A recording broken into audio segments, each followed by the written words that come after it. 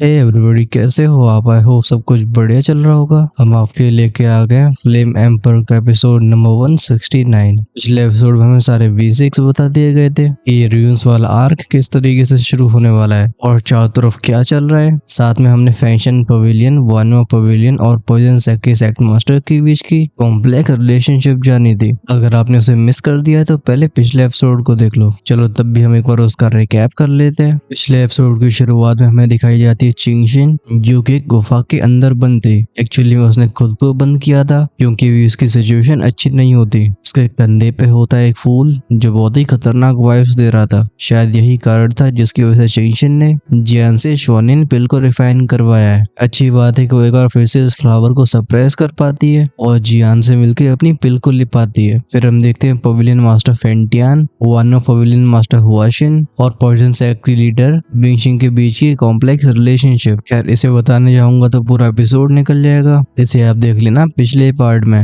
Last में pill valley, ancient desolate palace, Zwaling family का king Zwaling, fashion pavilion के elder Zu और supreme sword sect के vice leader आने वाले रूइंस की जगह पे पहुंच गए होते हैं। इन सभी का गोल होता है सील को तोड़ना, जिससे रूइंस की खोजबीन शुरू करी जा सके। चलो करते हैं इस एपिसोड की शुरुआत। सबसे पहले हमें वही डेसोलेट जगह दिखाई गई थी जो रूइंस का द्वार बनने वाली है। दूर से दिखने पे एरिया एकदम बंजर लगता है। ऐसा लगता है यहाँ पे कई सालों से कोई आया ना हो। थोड़ा जूम करके हमें दिखाई देते 5 फिगर्स। ये ऑफ कोर्स जुलाव का ग्रुप था। 5 पावरफुल कल्टिवेटर्स एक दूसरे की आंखों में देखते हैं। आगे आने वाले टास्क की गहराई के बारे में सोच के इन सभी के एक्सप्रेशन सोलम हो चुके थे। ये बिना हिचकिचाहट के अपने मतभेदों को भूलते हैं। समय आ गया था एक्शन लेने का। सुप्रीम सोर्स एक्ट का वाइस लीडर बोलता है डू इट। जिस पर डिसीजन लिया गया था, बैंग बैंग बैंग की आवाजों के साथ पांचों ने अपने ऑरे रिलीज कर दिए होते हैं। ये चकाचौंध करने वाली रोशनी एक समय के लिए आसमान को भी डिम कर देती है। इन पांचों पिल वैली के चैंगशिन, जो कि सबसे कमजोर थे, उनकी स्ट्रेंथ भी 9 स्टार 2 एम्पर तक पहुंच चुकी थी। पांचों को लाइफ और डेथ की एनर्जी को कंट्रोल करना आता था और एक कैसे क्योटिक होने के बाद भी रूइंस का एंट्रेंस सामने नहीं आता है। जुलाव कहते हैं अजीब बात है, आखिर ये रूइंस इतने इल्यूसिव क्यों है? रूइंस के मास्टर ने छिपाया क्या है? वो मनी मन में कहते हैं इन रूइंस का मास्टर यहाँ पे इतनी पावरफुल फॉर्मेशन को क्यों लगाएगा?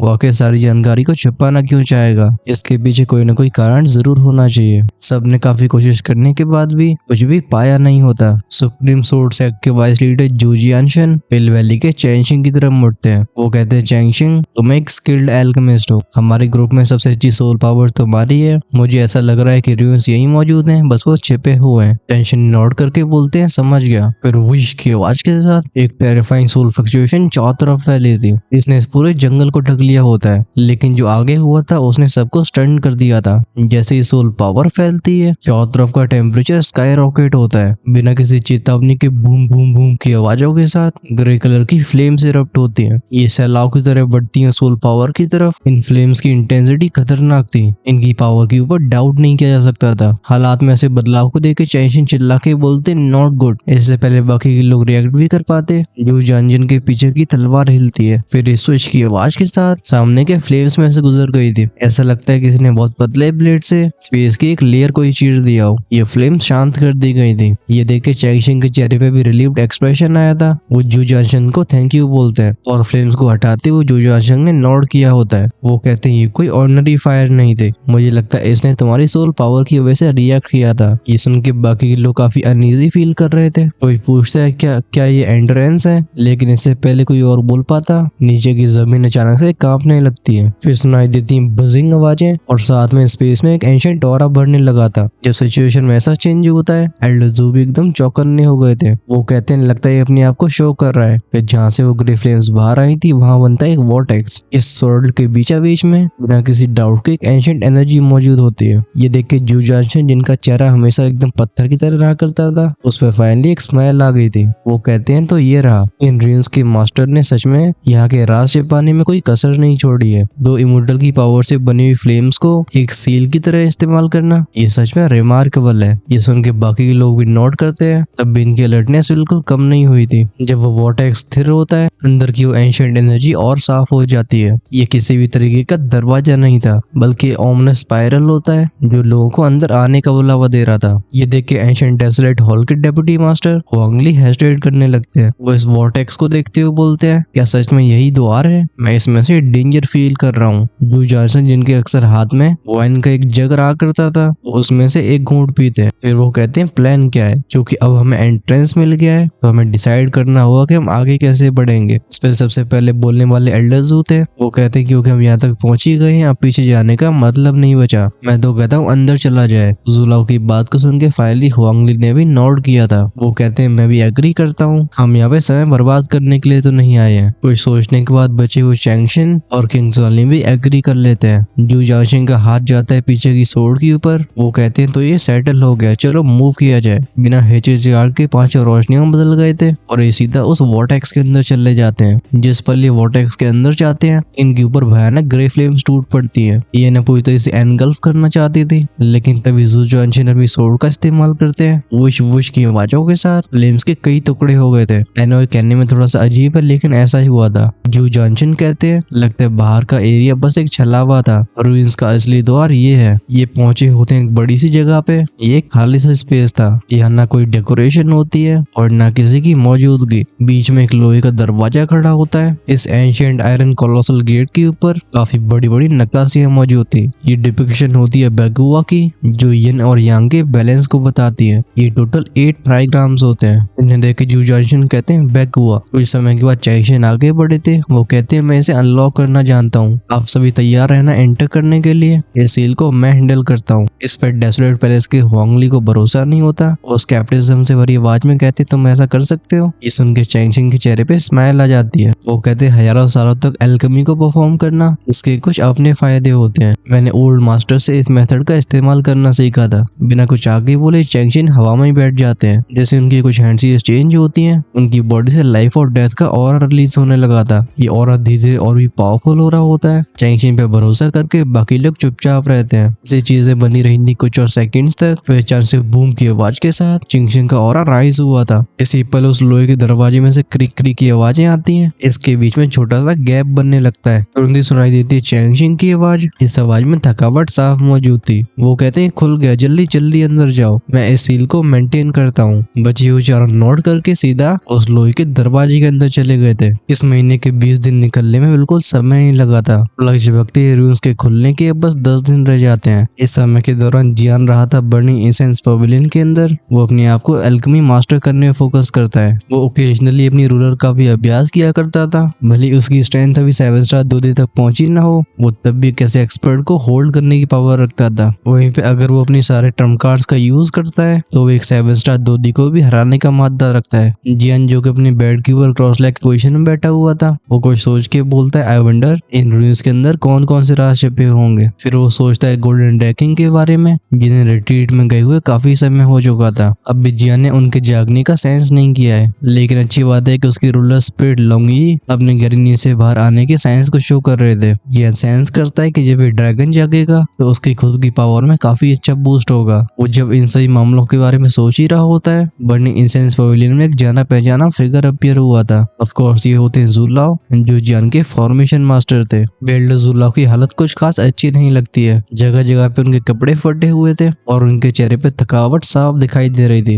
एल्डरजू ने अपनी प्रेजेंस छिपाई नहीं थी, जिस वजह से जियान भी उन्हें सेंस कर पाता है। उनके थोड़े से कमजोर ऑरे को सेंस करके जियान बता पाता है कि पिछले कुछ समय में जुलाओ ने बड़े खतरों का सामना किया होगा। जियान कहता है नहीं मैं उनके पास जाना चाहता हूँ। हम देखते हैं जुलाओ को, जो अपने लकड़ी के घर में जाते जाते काफी स्ट्रगल कर रहे होते हैं। जुलाओ दांती मीस के बोलते हैं डैम इट, मैंने सोचा नहीं था कि रूइंस का मास्टर एक 2 स्टार लेवल का एक्सपर्ट होगा। और वो रेस्ट्रिक्शंस, मुझे नहीं लगता कि कोई 8 स्टार 2 एम्पर या उससे नीचे वाला एक्सपर्ट उनमें घुसने की हिम्मत करेगा। अगर मैंने अपने ट्रम्प कार्ड्स का इस्तेमाल नहीं किया होता तो शायद आज मैं वापस नहीं लौट पाता। अपने घर में जाने के बाद जुलाओ दरवाजे पे कुछ फॉर्मेशंस को एक्टिवेट करने लगे थे, जैसे बाहरी लोग उनकी कंडीशन के बारे में न जान सके। बट इसी मोमेंट में दरवाजे पे अपीयर होता है एक और फिगर। वो चिल्ला के बोलता है ओल्ड जू। इस आवाज को सुन के जुलाओ पहचान जाते हैं कि जियान है। वो एक कमजोर सी स्माइल के साथ बोलते हैं लड़के। जियान तुरंत ही आगे बढ़ के बोलता है ओल्ड जू आपके साथ क्या हुआ। अपनी स्थिति की परवाह न करते हुए जुलाओ ने जियान को बैठने के लिए बोला था। वो कहते हैं वैसे भी तो ये दौड़ने वाला था। जब वो और जियान दोनों अपनी अपनी जगह पे बैठ चुके थे, एल्डरजू बताते हैं मेरी ये चोटें ये रियून से आई हैं। ये सुन के जियान का चेहरा शौक से भर जाता है। वो कहते हैं रियून्स, ओल्ड जू क्या आप उनके अंदर जा चुके हो। जुलाओ नोट करते हैं। वो कहते हैं हाँ मेरे साथ पिल वैली का चैंगशिन, किंग जुआलिंग, एंशिएंट डेसरेट पैलेस के हुआंगली और वांजियानमन सेक्ट के जुआन जिनशिन उस रून्स की तहकीकात करने के लिए गए थे। वो जगह सच में खतरों से भरी हुई है, हर जगह रिस्ट्रिक्शंस मौजूद हैं, हमें बाहर आने के लिए अपनी पूरी स्ट्रेंथ यूज करनी पड़ी है। ये सुन के जियान के एक्सप्रेशन सीरियस हो गए थे। अगर रून्स में जाने से ज़ुलाओ जैसे हाफ इमोर्टल लेवल के एक्सपर्ट की भी ऐसी हालत हो गई है तो फिर सोचा जा सकता है कि वो रून्स कितने खतरनाक होंगे। जियान के चेहरे पे चिंता को देख के ज़ुलाओ कहते हैं, चिंता मत करो, मुझे लगता है उन रून्स में 8 स्टार 2 एम्पर या उससे ऊपर वाला कोई एंटर नहीं कर सकता, क्योंकि हमारी स्ट्रेंथ इस लेवल के ऊपर थी, इस वजह से हमने उसमें जाने की गलती कर दी है। ये सुन के जियान को भी रिलीफ फील होती है। वो कुछ मिनट से पिल्स को ज़ुलाओ को देते हुए बोलते हैं, एल्डरजू आपको रून्स के अंदर और क्या मालूम पड़ा? पिल्स को लेके ज़ुलाओ बताते हैं, हमें मालूम पड़ी आइडेंटिटी रून्स के ओनर की। वो एक औरत है जिसका नाम है फेरी यू। उसकी स्ट्रेंथ है 2 स्टार 2 शान लेवल की। अगर तुम्हें स्ट्रेंथ के बारे में समझना है तो पूरे जुआन सेंटियन में 2 स्टार 2 शान को ढूंढना बहुत मुश्किल होगा, लेकिन 2 स्टार 2 शान लेवल के ओल्ड मॉन्स्टर्स एक साथ कई 1 स्टार 2 शान को हरा सकते हैं। बात सिर्फ उसकी स्ट्रेंथ की नहीं है, उस फेरी यू ने अपनी इनहेरिटेंस को उन रून्स के अंदर छोड़ा है। सारी खलबली का कारण वही इनहेरिटेंस है। तुम्हारे साथ जो लड़की यूरू आई थी वही फेरी यू की लेगेसी की इनहेरिटर है। इसका मतलब ये कि वानो पवेलियन उस लड़की को सपोर्ट करने के लिए कोई कमी नहीं रखेगा, लेकिन उन्हें डर है ज़्वाले रॉयल फैमिली का, क्योंकि ज़्वाले रॉयल फैमिली बिल्कुल नहीं चाहेगी कि उनके होते हुए कोई और फोर्स पावरफुल बने। ये कहते कहते ज़ुलाओ की आंखें भी सीरियस हो गई थी। वो जियान से कहते हैं, इस बार तुम्हारे रून्स में जाने का मिशन यूरू को इनहेरिटेंस को दिलवाने का है। ये भली आसान नहीं होने वाला, लेकिन मुझे तुम्हारी एबिलिटीज पे भरोसा है। तब तक जियान की भौहें सिकुड़ चुकी होती है। वो कहता है, लेकिन एल्डरजू हमारे बर्निंग इंसेंस पवेलियन और वानो पवेलियन के बीच की रिलेशनशिप तो इतनी अच्छी नहीं है। ये सुन के ज़ुलाओ स्माइल करते हैं। वो कहते हैं, ये पास्ट की बात है, अब समय बदल गया है और हमारे बीच के मतभेद भी खत्म हो चुके हैं। अब हमारा फैंक्शन पवेलियन, वानो पवेलियन और पॉइजन सेक्ट ये एक तरीके के अलायंस में आ चुके हैं।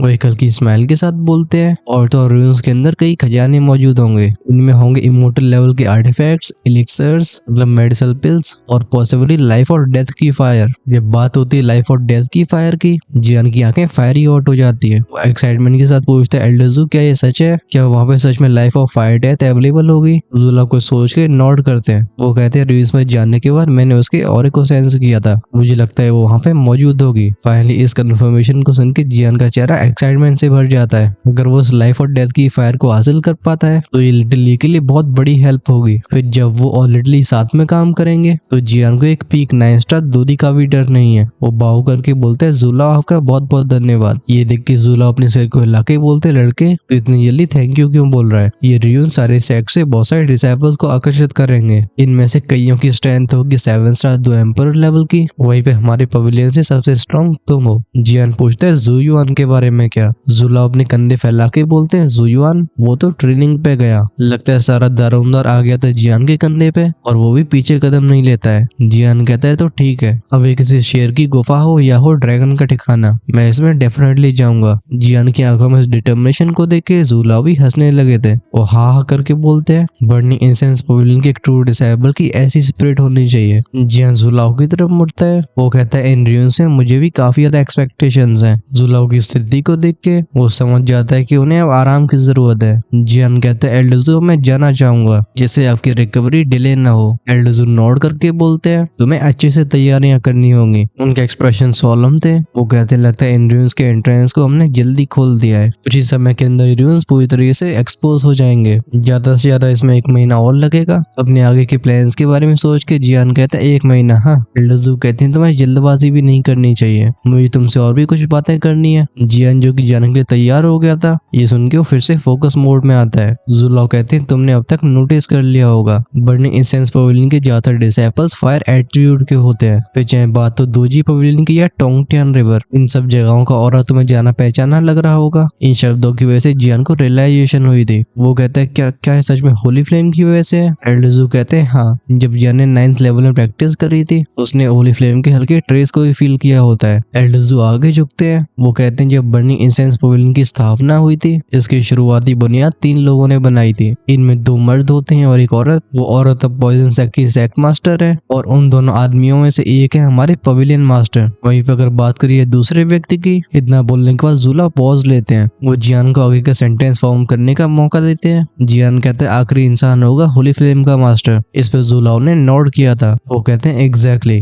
अब तुम समझ रहे होगे कि मैं किसकी बात कर रहा हूँ। जियान हेजिटेट करता है। वो कहता है, क्योंकि अब मेरे पास होली फ्लेम है, अब मेरे पास फायर पावर को सेंस करने की और अच्छी एबिलिटी आ गई है। मैं फंक्शन पवेलियन के अंदर होली फ्लेम्स के साइंस को देख पा रहा हूँ, लेकिन इस जगह पे एक्चुअल होली फ्लेम मौजूद नहीं है। ओल्ड जू, क्या आप मुझसे पूछ रहे हो कि मैं आपकी उस होली फ्लेम को ढूंढने में मदद करूं, या शायद होली फ्लेम की मास्टर को बचाना है? जियान की बात को सुनते सुनते ज़ुलाओ के चेहरे की स्माइल और बढ़ जाती है। वो कहते हैं, सच में तुम उस होली फ्लेम को डिजर्व करते हो। तुम्हारी इंट्यूशन और भी पैनी हो चुकी है। वो बताते हैं कि जब मैंने तुम्हें डेजर्ट माउंटेन रेंज में भेजा था, उसका एक कारण था एलियन एविल रे से तुम्हें वाकिफ कर पाना, लेकिन मैंने भी एक्सपेक्ट नहीं किया था कि तुम होली फ्लेम को सबड्यू कर लोगे। ओरिजिनली वो टारगेट हमारे पवेलियन मास्टर की थी। ये सुन के जियान के दिल में एक अनीस से भरी फीलिंग आती है। जियान को देख के ज़ुलाओ कहते हैं, क्योंकि अब तुमने इसे हासिल कर लिया है तो फिर हमें तुम्हारी मदद चाहिए होगी। वेल एग्जैक्टली, हमें हेल्प चाहिए होगी तुम्हारी होली फ्लेम के एसेंस की, क्योंकि हम इस प्लान में फेल नहीं हो सकते हैं। जियान पूछता है, प्लान? ज़ुलाओ कहते हैं, तुम इसके बारे में ज्यादा जानने की आवश्यकता नहीं है। आखिरकार इस प्लान में जिस लेवल के पावर लेवल शामिल है, तुम अभी उनमें शामिल होने के लायक नहीं हो। मैं तुम्हें फालतू के खतरे में नहीं डालना चाहता हूँ। ओल्ड जू की बातों को सुन के जियान को रिलीफ फील होती है। साफ तौर पे बर्निंग इंसेंस पवेलियन में भी काफी बड़े प्लान्स चल रहे हैं। वो जानता था कि न चाहते हुए भी उसे इनका एक हिस्सा बनना होगा, लेकिन अगर उसके लिए डेंजर को कम किया जा रहा है तो फालतू में उड़ते हुए तीर को, समझ रहे हो ना। जियान बताता है कि ज्वाले रॉयल फैमिली के अंडरग्राउंड पैलेस में मैंने बर्निंग इंसेंस पवेलियन की होली फ्लेम का एक सिमिलर ऑरा सेंस किया था। अगर मैं गलत नहीं हूँ तो वो होली फ्लेम 7th फ्लोर में रखी गई होगी। ये सुन के ज़ुलाओ के चेहरे पे सरप्राइज आ गया था।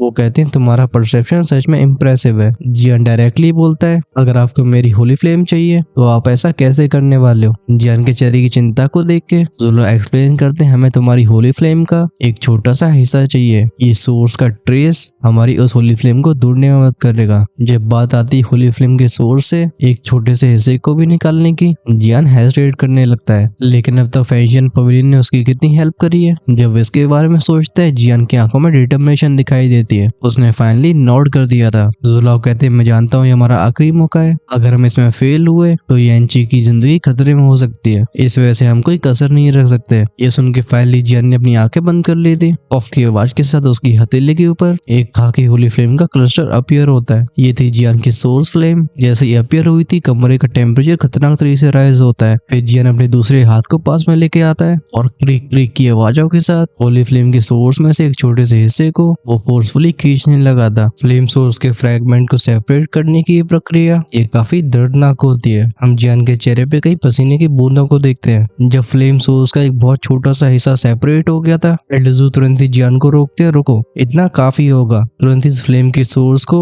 एक स्पेशल जेड बोतल में रख लिया गया था। अभी जियान के सारे पंख बिखर गए होते हैं। वो जमीन पे बैठ के हाँफ रहा होता है। ज़ुलाओ कहते हैं, र्यून्स में डेंजर और अपॉर्चुनिटी दोनों मौजूद होंगे, तुम्हें इस मौके को गंवाना नहीं है। आगे आने वाले सेक्स कंपटीशन में हमें अच्छा परफॉर्म करना होगा, क्योंकि सुपर सेक्स की लीडिंग पोजीशन को हासिल करे हुए फंक्शन पवेलियन को काफी लंबा समय हो चुका है। एक गहरी सांस को छोड़ते हुए जियान कहता है, ओल्ड जू, आप इसकी चिंता मत करो, मैं बर्निंग इंसेंस पवेलियन को पुरानी पोजीशन दिलवाने में कोई कसर नहीं रखूंगा। लगता है यीमेंग और ज़ुलाओ के बीच में बात हो गई थी। वो कहते हैं, ठीक है, अब तुम जा सकते हो। जब र्यून्स का समय आएगा तो यीमेंग लेंगफुया को तुम्हारे पास लेके आएंगे। जियान हाथ कब करके इस घर से बाहर चला जाता है। उसे आज कई चीजों के बारे में मालूम पड़ा। चलते चलते जियान सोच रहा होता है यानची के बारे में, और वो किस तरह से फंक्शन पवेलियन से जुड़े होंगे। भले उसके पास भी बहुत सारे सवाल हों, लेकिन इस समय र्यून्स के ऊपर ध्यान लगाने का है। जब र्यून्स की खबर फैलती है, रज़वान सेंटियन अप्रोर में आ जाता है। सीन चेंज हुआ था। हमें दिखाया गया था ये माउंटेन, ये वो जगह होती है जहाँ पे डार्क क्लाउड्स कभी हटते नहीं थे। अपने ऐसे ग्लूमी ऑरे की वजह से इसने अपने नाम को कमाया। इन माउंटेन की गहराइयों में होता है हेडक्वार्टर सोलोमन सेक्ट का। और सीन जूम होके पहुंच जाता है ग्रैंड हॉल में। हमें एक बुड्ढे की आवाज सुनाई देती है। वो पूछता है, सिचुएशन कैसी है? जवाब देता है इसका एक डार्क शिली ऑरे वाला बंदा। वो कहता है, गेट मास्टर, ये मामला साफ हो चुका है। इस बार की र्यून्स में 2 स्पिरिट मौजूद होगी। जब बात आती है 2 स्पिरिट की, वो बुड्ढा जो कि बिल्कुल डगमगाता नहीं था, उसके चेहरे से शांति चली जाती है। वो तुरंत ही सीट से खड़े होके बोलता है, 2 स्पिरिट? भले ये शब्द 2 स्पिरिट बाकियों के लिए अनजान सा हो, और एक हाफ इमोर्टल होने की वजह से गेट मास्टर को इसकी सिग्निफिकेंस के बारे में अच्छे से पता होता है। एक 2 स्पिरिट की पावर हाफ 2 इमोर्टल को सीधा 2 शेयर लेवल तक पहुंचा सकती है। 2 स्पिरिट एक बहुत ही पावरफुल हथियार बन सकता है। वो बुड्ढा फिर से पूछता है, क्या ये जानकारी पक्की है? सामने खड़े डार्क ऑरे वाले बंदे का नाम था गनी। गनी कहता है, हाँ ये सच है। ये सुन के गेट मास्टर की आंखों में सेटिस्फेक्शन दिखाई दिया था। वो कहता है, गनी ये लो। एक काले रंग की वस्तु जाती है गनी की तरफ। गेट मास्टर कहता है, याद रखना इस बार र्यून्स में 8/7 एम्पर से ऊपर वाले एक्सपर्ट नहीं जा सकते, लेकिन चाहे चाहे कुछ भी हो तुम्हें उस दो स्पिरिट को मिले वापस लाना होगा। अगर तुम सफल रहते हो तो तुम्हें मिलने वाले इनाम उनकी तुमने कभी कल्पना भी नहीं करी होगी। जैसे ही डार्क ऑब्जेक्ट गनी के हाथ में पहुंचा था, ऐसा लगता है उसके ऊपर पागलपन छा गया हो। उसकी आंखें एक्साइटमेंट से भर गई होती है। अपने हाथ में इस आइटम के साथ वो एक लीड से 7 स्टार 2 एम्पर से भी बिल्कुल बराबरी की टक्कर ले सकता है। गनी बाव करके बोलता है डिसाइपल समझ गया। फिर हम उसे इस हॉल से जाते हुए देखते हैं। पीछे रह गया गेट मास्टर फिर से सीट पे बैठता है। उसकी आंखें एकदम चिल्ली होती हैं। हॉल में गूंजती उसकी डरावनी आवाज। वो कहता है सोल क्लैन ज्वालिन रॉयल फैमिली, क्या तुम्हें सच में ऐसा लगता है कि तुम अपने षड्यंत्रों को मुझसे छिपा सकते हो? चाहे कुछ भी हो जाए लेकिन मैं उस दो स्पिरिट को हासिल करके रहूंगा और तब एक 1 स्टार 2 निशान भी मेरे सामने कुछ नहीं कर पाएगा। फिर वो सोचता है उस गनी के बारे में। वो कहता है गनी तुम सोलोमन सैक के सबसे एक्सेप्शनल डिसाइपल्स में से एक हो। उम्मीद करता हूँ कि तुम मुझे फेल नहीं करोगे। जरा बदलाता हमें दिखाया जाता है चोंगशन। ये चोंगशन जो कि एक बंजर सा पहाड़ होता है, ये ठिकाना था एंशिएंट डेसोलेट पैलेस का। एंशिएंट डेसोलेट पैलेस के एक ग्रैंड हॉल के अंदर हम एक डिसाइपल को बाव करते हुए देखते हैं। डिसाइपल बोलता है टेंपल मास्टर इस बार ड्यून्स के अंदर ऐसा क्या मौजूद है जिसकी वजह से आप भी इंजर्ड हो गए हो? ये सुन के होंगली साय करके बोलते हैं इस बार के ड्यून्स इनमें जो चीजें मौजूद हैं उनके बारे में हमने कभी सोचा नहीं था। फिर वो कुछ समय पहले के इवेंट्स याद करते हैं और ऐसा होने की वजह से होंगली के एक्सप्रेशन और भी सीरियस हो गए थे। वो एंटर हुए थे क्रिस्टल पैलेस के अंदर। ये जगह जहाँ पे 14 सुंदर नकाशियां मौजूद थी, ये साफ तौर पे किसी के रहने का ठिकाना था। लेकिन अब बस ये जगह रहने की नहीं रही थी, ये एक ट्रैप बन चुका था। होंगली की हाफ-दो इमोर्टल की स्ट्रेंथ के बाद भी उन्हें उस पैलेस से बाहर निकलने में एड़ी चोटी का जोर लगाना पड़ा। होंगली कहते हैं फैंग होंग तुम इस बार अपने साथ डूजन को लेकर जाओ। आने वाले सैक कॉम्पिटिशन से पहले ये तुम्हारा फाइनल ट्रायल होगा। तुम दोनों को इस अपॉर्चुनिटी का पूरा फायदा उठाना है। ये सुन के फैंग होंग जो कि हट्टा कट्टा नौजवान होता है, वो स्माइल के साथ बोलता है डूजन उसकी फिजिकल आर्ट के ऊपर मास्टरी मुझसे भी आ गया। भले ही फैंग होंग अपने ऊपर चाहे कितने भी कॉन्फिडेंस को रखता हो, डूजन एक जीनियस था। जहाँ पे फैंग होंग की स्ट्रेंथ नेचुरल सी लगती है, डूजन ने अपना रास्ता अपनी मेहनत से बनाया है। वांगली भी इस डिसाइबल से काफी सेटिस्फाइड थे। वो कहते हैं तुम्हारी अर्ली 7 स्टार दूधी की स्ट्रेंथ ये इन रूइंस के लिए पर्याप्त होगी। ठीक है अब तुम जाके तैयारियां कर सकते हो। ये सुन के फैंग होंग बाव करके जाने लगता है। पीछे रह गए होंगली खुद से बड़बड़ाते हुए बोलते हैं आखिर उस क्रिस्टल पैलेस के अंदर कौन से राज छुपे हुए हैं? मुझे इतनी अनीज क्यों फील हो रही है? सीन गया था पॉइजन सैक के करीब। पॉइजन सैक का बेस कैंप रूइंस के पास था। हम सुनते हैं दो लड़कियों की बातचीत को। लिंजू अपनी बड़ी बहन से बोलती सिस्टर हमारी सेक्ट मास्टर अब तक वापस क्यों नहीं आई है? क्या उन्हें किसी परेशानी ने रोक लिया है? ये सुन के उसकी बड़ी बहन स्माइल करती है। वो कहती है चिंता मत करो जुअर, हमारी सेक्ट मास्टर बहुत कैपेबल है। खैर तुमने भी काफी अच्छी प्रोग्रेस करी है। तुम्हारा इतनी जल्दी 6 स्टार दूधी के पीक पे पहुंचना ये मेरी एक्सपेक्टेशन से भी बाहर है। ऐसी तारीफ सुन के लिंगजू के गाल लाल हो गए थे। वो कहती ये तो बस 9 डीमन इंसेक्ट की वजह से होगा। लिंगजू को देख के उसकी बहन सहाय करती है। वो कहती जब रून्स खुलेंगे तो ज़ुआन सेंटिन में फिर से खलबली मचेगी। जूनी सिस्टर तुम्हें केयरफुल रहना होगा। लिंगजू कहती सिस्टर डोंट वरी, मैं उस रूइन से जरूर कुछ ऐसा वापस लाऊंगी जो आपको पूरी तरह से सही कर देगा। फाइनली दोनों बहनें खड़ी होकर टहलने चली जाती है और सीन फिर से शिफ्ट हुआ था। ये जगह थी ज्वालिन रॉयल पैलेस की। यहाँ का वातावरण काफी भारी भारी सा होता है। ज्वालिन किंग के सामने वेंजी खड़ा था। किंग ज्वालिन की ऐसी कमजोर हालत को देख के वेंजी भी चौंक चुका था। वो कहता है माय किंग क्या हुआ? लेकिन लगता है किंग ज्वालिन का मूड अच्छा नहीं था। वो अपने हाथ को कुर्सी के आर्म रेस्ट पे स्लैम करते हुए बोलता है डैम इट उस ओल्ड बेस्टर जू जिनशान ने मुझे एक ढाल की तरह इस्तेमाल किया। अगर मैंने होली फ्लेम के ट्रेस को ऑब्जर्व नहीं किया होता तो आज मेरा वापस आना मुश्किल था। ये सुन के बेंजी की बॉडी ट्रेम्बल हो गई थी। उसे अब सिचुएशन समझ में आती है। किंग ज्वालिन फिर से अपनी जहरीली आवाज में कहता है लेकिन वान जियानवन ये खत्म नहीं हुआ। मैं अपनी आंखों से तुम्हारे सेक्ट को दफन होते हुए देखूंगा। वो कहता है ठीक है ची हाउरन और ची हाउचिंग को बुलाओ, हमारे लिए रूइंस बहुत ज्यादा जरूरी है। वेंजी तुरंत ही ऑर्डर मानता है। ची हाउरन और ची हाउचिंग ये दोनों ज्वालिन रॉयल फैमिली के सबसे आउटस्टैंडिंग डिसाइपल्स थे और आने वाले स्टॉर्म में ये बहुत क्रिटिकल रोल अदा करेंगे।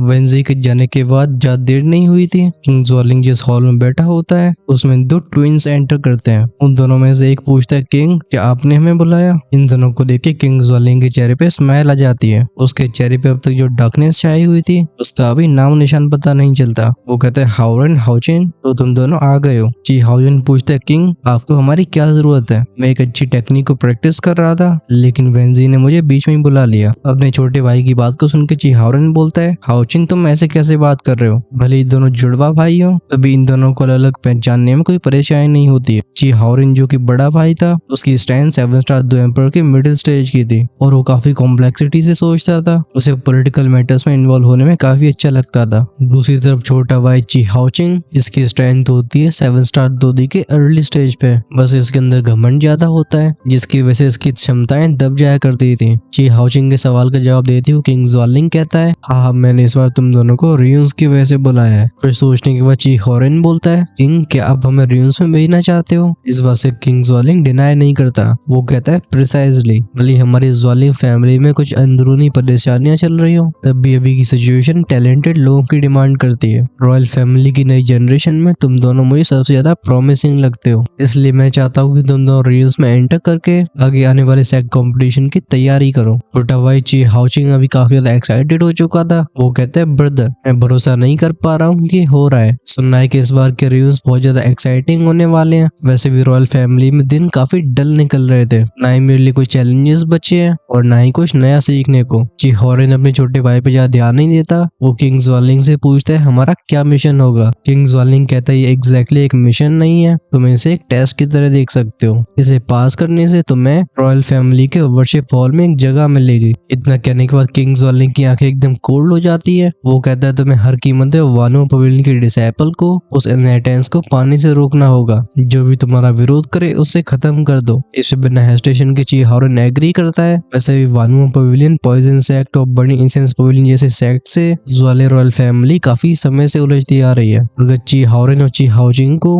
दूसरी पार्टी को कमजोर करने का मौका मिलता है तो उसके लिए हमेशा तैयार है। किंग ज़्वालिंग कहता है, बहुत अच्छे, तुम जाओ प्रिपेयर करो, मैं तुम्हें पार्टिसिपेट करने वाले बाकी के सेक्ट्स की जानकारी भेजूंगा, लेकिन तुम्हें फैंक्शन पवेलियन के ज्ञान का ज्यादा ध्यान रखना होगा। इस नाम को दोनों भाई दिमाग में बिठा लेते हैं। उन्हें जाते हुए देख किंग ज़्वालिंग के चेहरे पे स्माइल आ गई थी। वो कहता है, ये दोनों ये सच में मेरी एक्सपेक्टेशंस को सरपास कर चुके हैं। सीन दिखाया गया था हमें टियानशन का। टियानशन वो पहाड़ था जिसे सुप्रीम सोर्स सेक्ट ऑक्यूपाई करता था। हम एक शांत वातावरण से भरे हॉल को देखते हैं। फिर ध्यान जाता है जू जियानशन के ऊपर, जिन्हें 2 डिसाइपल्स ने घेर रखा था। एक डिसाइपल कहते हैं, मास्टर इस बार रियून्स में कौन से खजाने होंगे? जैसे जू जियानशन वापस लौटे थे, इन्हें उनके डिसाइपल्स ने तुरंत दर्द दबोचा था। होंगचैन और सोंग यू, ये कहा जा सकता है कि दोनों लव बर्ड्स हैं। ये पेयर बचपन से ही साथ रहता है। भी बोलने वाली वो लड़की होती है। उसे डांटते हुए सोंग यू बोलता है, चैनर हमें पहले मास्टर को आराम करने देना चाहिए। वो आगे बढ़ के जू जियानशन को एक वाइन का जार देता है। इस वाइन को देख के जू जियानशन की तबीयत खुश हो जाती है। वो कहते हैं, good wine good wine, your तुम सच में मुझे समझते हो। जब सोंग यू की वजह से उसे जानकारी जल्दी नहीं मिलती, होंगचैन भौं से कोड़ लेती है। वो कहती है, सोंग यू मैंने तुमसे कितनी बार कहा है कि मास्टर को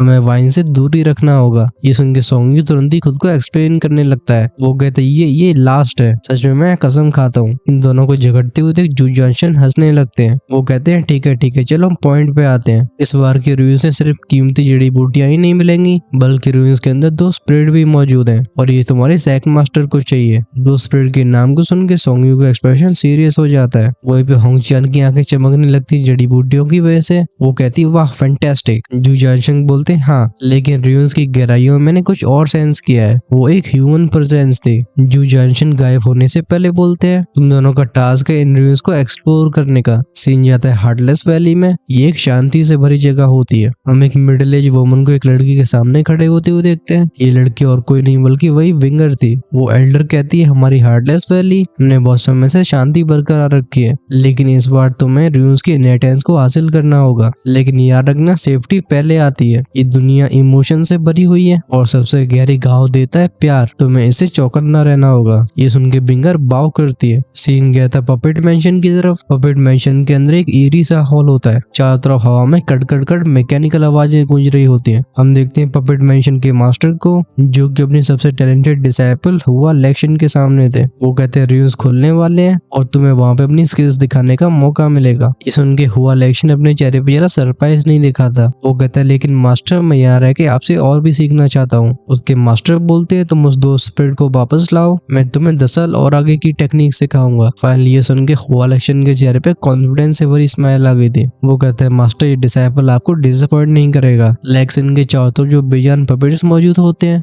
इनकी आंखों में भी सडनली सिनेस्टर लाइट जलने लगी थी। चलो इसी के साथ फाइनल प्रिपरेशन खत्म होती है। नेक्स्ट एपिसोड से गेम शुरू होगा। हालांकि मुझे नहीं लगता है कि रूइंस खुलने वाले नेक्स्ट एपिसोड में, लेकिन सब उस जगह पे इकट्ठे हो रहे होंगे। हमें रूइंस के अंदर काफी एक्साइटिंग चीजें मिलने वाली हैं। मुझे लगता है आप सभी मेरी तरह आगे की स्टोरी के लिए एक्साइटेड हो गए। अगर नहीं चाहते हो कि आने वाले एपिसोड्स आपसे मिस हो तो चैनल को सब्सक्राइब करके बेल आइकन के बटन को ऑन करके रखो, जिससे रिलीज होती वीडियो सबसे पहले आपके पास पहुंचे। हम लगातार अर्ली एक्सेस वीडियोस को अपलोड कर रहे हैं। अगर नेक्स्ट एपिसोड का आपसे वेट नहीं होता है तो फटाफट से मेंबरशिप प्रोग्राम का हिस्सा बनो, जिससे आप आगे आने वाले एपिसोड को शाम को एंजॉय कर सकते हो। ज्वाइन का बटन सब्सक्राइब के साइड में मिलेगा। That's it for this video. Stay safe, tata, bye bye.